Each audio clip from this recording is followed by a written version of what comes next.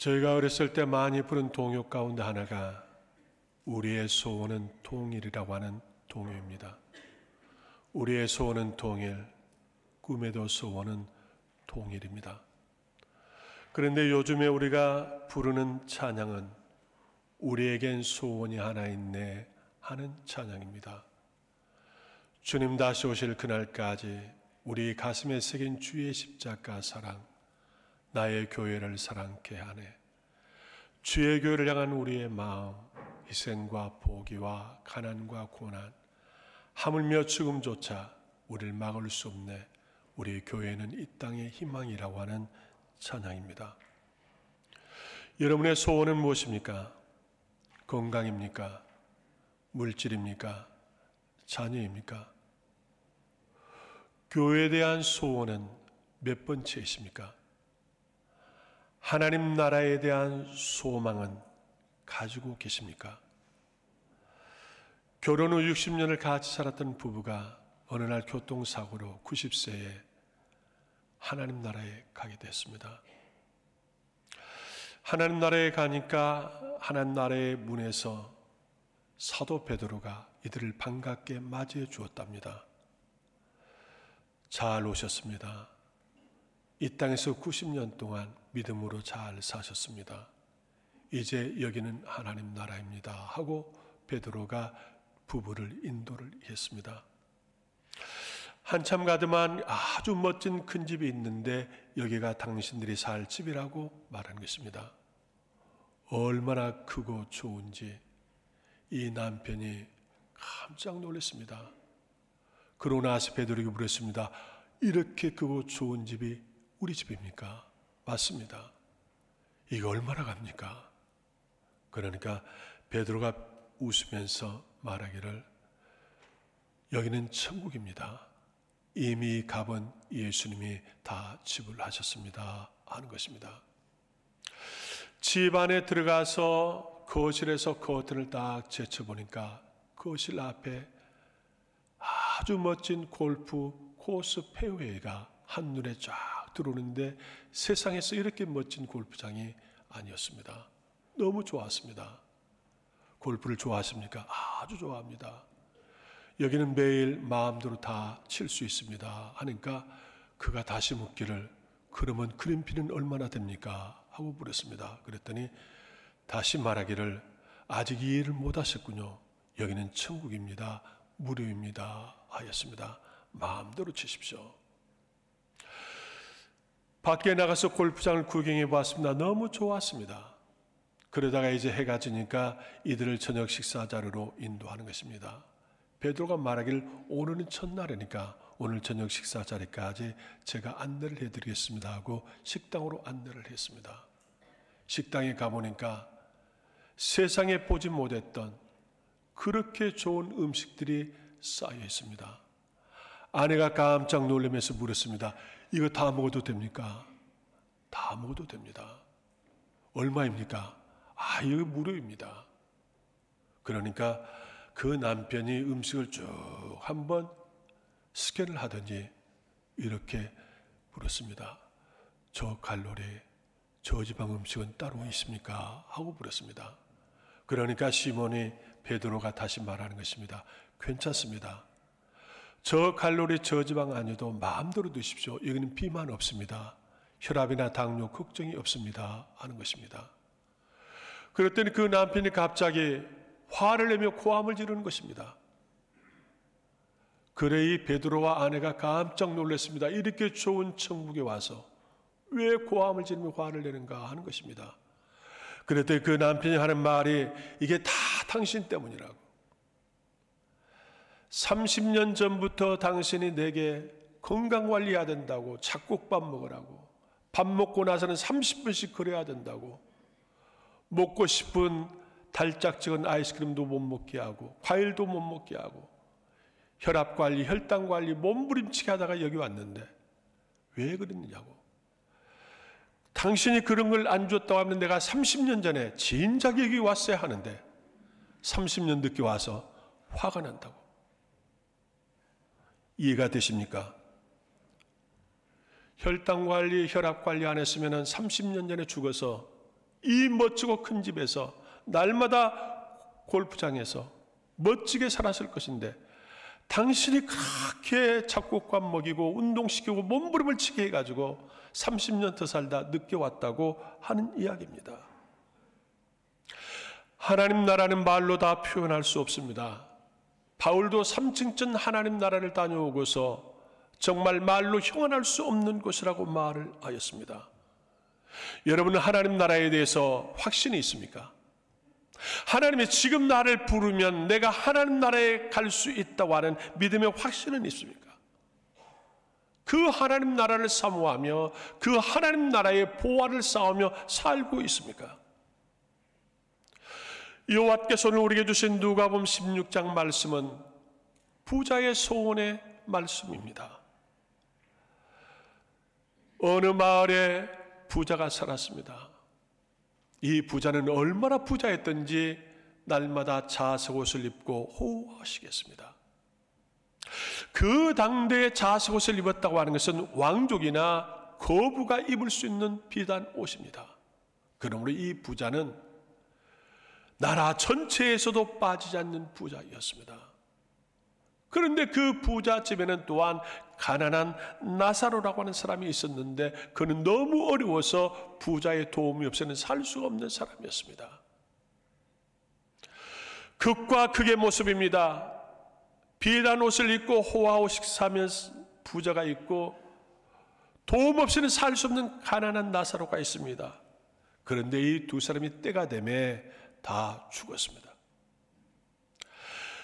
가난한 나사로는 예수님을 영접했고 믿음으로 살았기에 하나님 나라의 천국에 들어갔고, 이 부자는 예수님을 영접하지 않고 믿음으로 살지 못해서 음부의 지옥으로 갔습니다.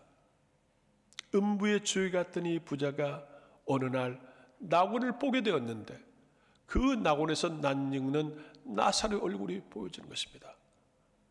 저가 나사로인데 평생 내 도움받고 살았던 자인데 하나님, 저 나사로의 손끝에 물 한 방울을 찍어서 제 혀를 서늘하게 해주십시오 하고 요청을 했습니다. 이때 하나님께서 하신 말씀은 무엇입니까? 너와 나사로가 있는 곳에는 큰 구렁이 있어서 오갈 수 없노라 하였습니다. 부자가 두 번째 소원을 말을 했습니다. 그러면은 저 세상에 내 아버지 집에 내 형제 다섯이 살고 있는데 저 나사로를 보내서 이 모든 사실을 알게 하시고 내 형제 다섯이 나와 같이 고통받는 음부에 오지 않도록 해주십시오 하고 요청을 했습니다. 그랬더니 하나님께서 그 부자에게 하신 말씀, 내 형제 다섯이 살고 있는 세상에는 모세와 선지자들이 있다. 그들에게 말을 들어야 하느니라. 하나님 아닙니다. 저 죽었다가 산 나사로가 저 천국과 음부의 모든 것을 보았던 나사로가 가서 말해야 내 형제들이 믿을 것입니다. 아니다. 세상에 있는 하나님의 종들의 말을 듣지 아니하면 죽었다가 산 나사로가 간다 해도 고난을 받지 아니할 것이라고 말씀하셨습니다. 누가복음 16장 말씀은 천당과 지옥을 깨닫게 하는 엄숙한 주제입니다. 이 비유는 예수님이 하신 것입니다. 그러나 오늘 현대 그리스도인들은 이 말씀을 그렇게 좋아하지 않습니다. 오늘 현대 그리스도인들은 천국과 지옥이란 주제에 대해서 관심도 없습니다. 구세군의 창시자 윌리엄 무스 대장은 신학교 졸업식에서 이렇게 말을 했습니다. 내가 여러분들을 수년 동안 신학을 가르쳤지만 여러분들에게 단 3분만 지옥을 포기할 수 있다고 하면 그것이 더 효과가 있을 것입니다. 그렇게 말을 했습니다. 수년 동안 신학을 공부한 것보다도 단 3분만 지옥을 보면은 당신들은 위대한 전도자가 될 것이라고 하는 것입니다. 3분만 지옥을 경험하면은 복음을 전하지 않고는 살 수 없는 사람이 될 것이라고 하는 것입니다. 요즘 현대의 목사들은 지옥과 천국에 대한 설교를 잘하지 않습니다. 왜 그렇습니까? 별로 교인들이 관심이 없기 때문입니다. 그러나 무디는 지옥과 천국에 대한 복음을 가장 많이 전했습니다. 지옥에 대한 말을 할 때 무디는 눈물을 흘렸다고 하는 것입니다. 왜 그런 줄 아십니까? 지옥에 갈 사람들을 생각하니 너무 불쌍하고 너무 불행했다고 하는 것입니다. 오늘 우리에게도 우리의 가족과 친척과 이웃들이 예수를 알지 못하고 지옥을 향하고 있다고 하면 그들을 향한 우리의 마음은 어떻습니까? 만일 우리 곁에 있는 사람이 물에 휩쓸려 떠내려가 있는데 그걸 보고 희죽거리고 있고 그걸 보고 음료수를 마시고 있다고 하면 그 사람을 우리는 비난할 것입니다. 그렇지 않겠습니까? 불이 나서 불탄 속에 사람이 있는데 그걸 보고 무기력하게 가만히 있다고 하면 그 사람은 잘못된 사람입니다. 예수 믿는 우리가 천국과 지옥을 알면서도 지옥을 향하여 가고 있는 우리의 가족과 친척과 이웃들을 보면서도 우리가 아무 감각이 없다고 하면 우리의 신앙은 분명하게 잘못된 것입니다. 부자가 지옥에 간 이유가 무엇입니까? 예수님을 영접하지 않았기 때문입니다. 부자는 선한 사람입니다. 오늘 성경에 보면은 이 부자는 선한 사람입니다. 가난한 나사로의 도움을 한 번도 거절하지 않았습니다. 그러기에 그는 하나님 앞에 항변할 말도 많습니다. 하나님, 나는 악한 일을 한 번도 해보지 않았습니다. 내게 도움을 요청한 가난한 사람들을 한 번도 거절해 본 적이 없습니다. 나는 선하게 살았습니다. 그런데 내가 왜 이 지옥에 온 것입니까? 그는 그렇게 말할 수 있습니다. 그러면 주님은 뭐라고 하시겠습니까? 너는 가장 큰 죄인이다. 너는 죄 문제를 해결하지 못해서 여기 왔노라. 내가 무슨 죄를 졌습니까? 창조주 하나님을 알지 못하는 것이 죄요, 창조주 하나님께서 예수 그리스도의 구주를 보내셨는데 영접하지 않는 것이 죄라. 이게 가장 불신의 가장 큰 죄요, 그 죄로 너는 여기 왔노라고 주님은 그렇게 말씀하십니다. 플라톤은 이런 말을 했습니다. 누가 감옥이 없기를 바라는가? 감옥 갈 수뿐이 없는 사람이다. 누가 지옥이 없다고 말할 것인가? 신앙생활을 하지 않는 사람이라고 하는 것입니다. 예수 밖에서 우리의 모든 삶은 바람에 나는 겨와 같다고 말하는 것입니다. 오늘 본문 말씀에 흥미있는 사실이 있습니다. 이 불쌍한 사람의 이름은 나사로입니다. 그런데 이 부자의 이름은 성경에 없습니다. 혹시 여러분 부자 이름을 아십니까? 오늘 세상에서는 우리나라 10대 재벌들 이름 애들도 합니다. 권력자들 애들도 합니다. 그러나 평범한 사람 애들 모릅니다. 하나님의 나라는 가난한 나사로 이름은 기록됐지만 나라에서도 손 빠지지 않는 부자의 이름은 기록이 없습니다. 왜 그런 것입니까? 그가 예수를 영접하지 않았기 때문입니다. 예수를 믿지 않았기 때문입니다. 구원받지 못했기 때문입니다. 예수를 영접하지 아니하고 구원받지 못하면은 그가 세상에 어떠한 권력과 어떠한 물질을 가졌다 해도 다 부질없는 것입니다. 부자가 왜 지옥에 간 것입니까? 회개하지 않았기 때문입니다. 누가복음 16장 30절 아버지 아브라함이여 만일 죽은 자에게서 그들에게 가는 자가 있으면 회개하리이다 그랬습니다. 이 부자가 죽은 자가 회개하지 않았기 때문에 이 지옥에 오게 됐다고 하는 것을 그가 이제야 깨달았습니다. 그러므로 내 형제들도 회개할 수 있도록 저 나사로를 보내달라고 하는 것입니다. 이 부자는 회개할 수 있는 기회가 주어졌을 때 회개하지 못했습니다. 종교개혁자 마틴 루터는 이렇게 말합니다. 내가 천국에 도착하는 그날 천국 문의 현판을 보았는데 오직 회개한 자만이 들어가는 문이다 하는 현판이라고 하였습니다. 천국문을 누가 통과할 수 있느냐? 오직 회개하는 자만이 천국문을 통과할 수 있다고 하는 것입니다. 마태복음 21장에 예수님이 그렇게 말씀하셨습니다. 의롭다는 바리새인들보다 회개하는 세리들이, 창녀들이 너희보다 먼저 하나님 나라에 들어가리라, 그렇게 말씀하십니다. 의롭다 하는 바리새인들보다 회개하는 세리들이, 회개하는 창녀들이 먼저 하나님 나라에 들어가게 될 것이라고 하는 것입니다. 여기서 부자가 아버지 아브라함이여 그렇게 말합니다. 그러므로 이 부자도 아브라함을 알고 있습니다. 하나님을 알고 있습니다. 이 부자가 전혀 하나님 아브라함을 모르는 사람은 아닙니다. 그리고 또 이 부자가 주여 그렇게 말하고 있습니다. 이런 걸 보니까 이 부자도 자기의 필요에 따라서는 믿음의 생활을 한 것 같습니다. 필요에 따라서는 아브라함도 불렀고 필요에 따라서는 주님도 의지하는 것 같았습니다. 그러나 그가 회개하지 못했습니다. 자신이 죄인이라고 고백하지 못했기에 구원받지 못한 것입니다. 부자가 지옥에 간 이유는 예수를 믿지 않았기 때문입니다. 회개할 수 있는 기회가 주어졌는데 회개하지 않았기 때문입니다. 이 땅에서 아무리 잘 살았다 해도 구원받지 못하면, 믿음을 잃어버리면, 실족해버리면 가장 불쌍한 사람입니다. 영원한 실패자입니다. 이 부자의 마지막 소원을 우리는 여기서 두 가지를 봅니다. 이 부자가 세상에서는 어느 것 하나 부족하지 않게 살았습니다. 소원도 없습니다. 소망도 없습니다. 모든 것이 다 넉넉하기 때문입니다. 그런데 이 음부의 자리에서 두 가지 소원을 말합니다.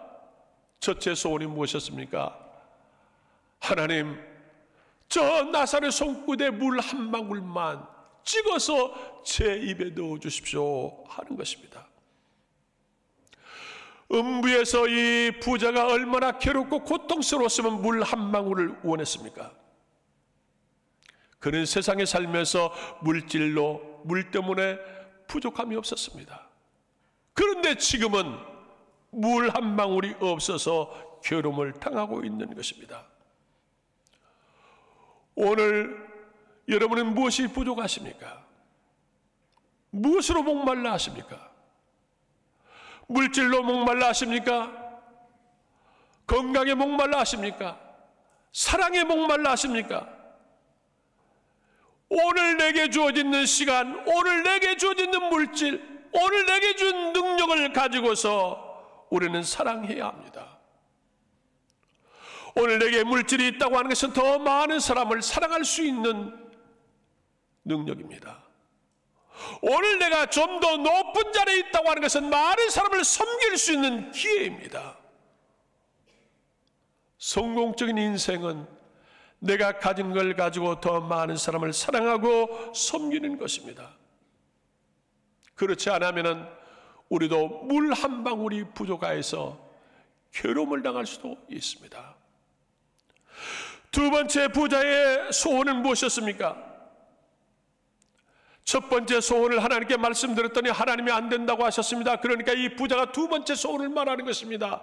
저 세상에 내 아버지 집에 내 형제 다섯이 있는데 내 형제 다섯이 나와 같은 고통의 자리에 오지 않도록 저 나사로를 보내주십시오 하는 것입니다.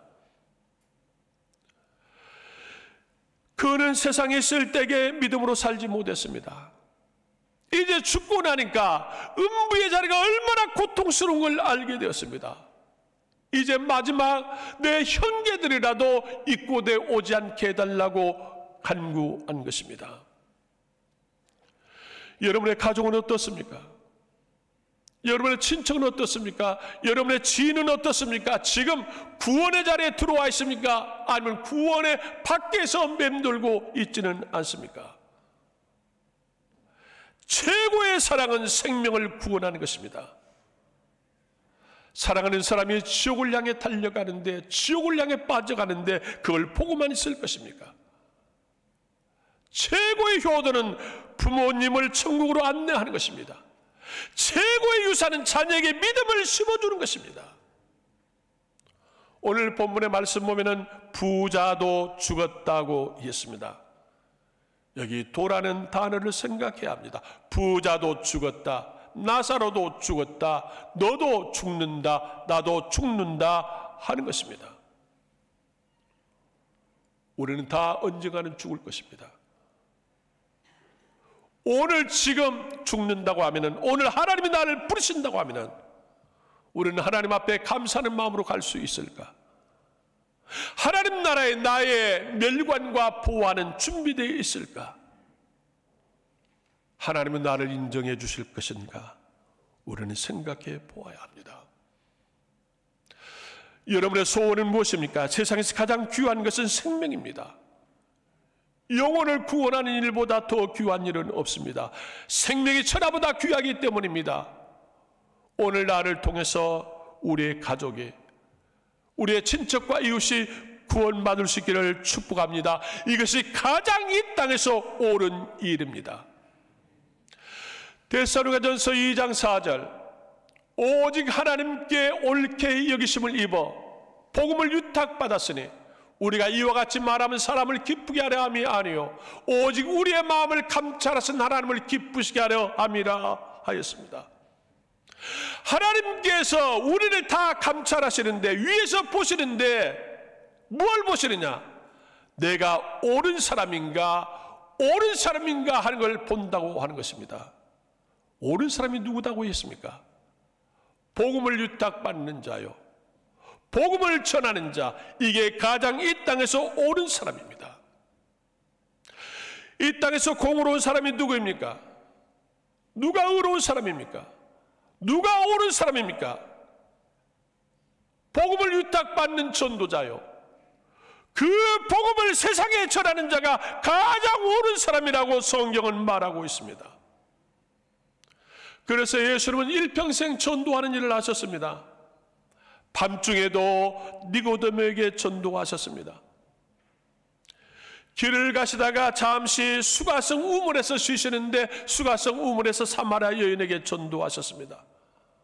나환자 전 베다니 마을에 가셨는데 나환자 시몬에게 전도하셨습니다. 주변 사람들이 다 비난하고 손가락질하는 삭개오를 전도하셨습니다. 많은 사람들이 비하고 있는 장녀 막달라 마리아에게 전도하셨습니다. 혈루증으로 죽어가는 여인에게 예수님은 전도하셨습니다. 오늘은 이 마을에서 내일은 저 마을로 가셔서 전도하셨습니다. 밤이고 낮이고 이 마을이고 저 마을이고 상대가 어떤 사람이 되었든지 예수님은 날마다 하신 일이 전도였습니다. 이것이 가장 옳은 일이기 때문입니다. 주님은 말씀하셨습니다. 복음을 유탁받는 것, 그 복음을 전하는 것이 가장 옳게 여기심을 받느니라 하였습니다. 전도는 하나님께서 우리에게 부탁하셨습니다. 우리에게 복음을 맡겨주었습니다. 그리고 복음을 전하라고 하시는 것입니다. 이것이 하나님을 기쁘시게 하는 일이라고 하였습니다. 감찰하시는 하나님께서 하늘에서 보시는데 전도자를 보신다고 하는 것입니다. 전도는 예수님의 명령입니다. 너에게 성령이 임하면 땅끝까지 복음의 증인이 되라고 하셨습니다. 예수님 마지막 분부하시기를 모든 족속을 제자 삼아 아버지와 아들과 그리고 세례를 받게 하고 분반히 가르쳐 모든 걸 지키게 하라고 하였습니다. 전도는 성령님의 목적입니다. 우리는 성령이 임하시면 땅끝까지 이르러서 증인이 되어야 합니다. 전도는 가장 옳은 일입니다. 에스겔 3장의 말씀 보면은 내가 너를 이스라엘 족속의 파수꾼으로 세웠으니 너는 내 입의 말을 듣고 나를 대신하여 그들을 깨우리라. 가령 내가 악인에게 말하기를 너는 꼭 죽으리라 할 때에 내가 깨우치지 아니하거나 말로 악인에게 일러서 그 악한 길을 떠나 생명을 구원케 하지 아니하면 그 악인은 그 죄악 중에서 죽으려니와 그 핏값을 내 손에서 찾으리라 하였습니다. 이 말씀 무엇입니까? 너의 가족, 너의 친척, 너의 이웃이 구원받지 못하면, 내가 그들에게 예수를 전하여 있는데도 구원받지 못하면 그들의 책임이고 그들의 목이지만 내가 전도하지 않았으면, 내가 전할 수 있는데도 불구하고 전하지 않았으면 그들은 주권이와 그 핏값을, 그 책임을 너에게 묻겠다고 하나님이 그렇게 말씀하십니다. 그러므로 우리는 전도해야 합니다. 이 해가 가기 전에 전도하십시오. 추수감사절 풍성한 열매를 바라는 우리의 소망에 우리가 하나님께 드릴 건 가장 귀한 생명의 열매를 하나님께 드려야 합니다.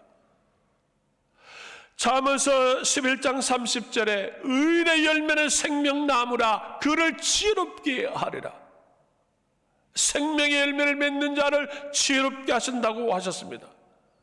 다니엘서 12장 2절 전도하는 자를 내가 세상에서 존귀한 자가 되게 하리라고 하셨습니다.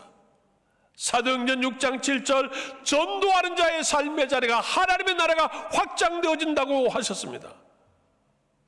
전도는 가장 귀한 축복입니다. 전도하는 자를 지혜롭게 하십니다.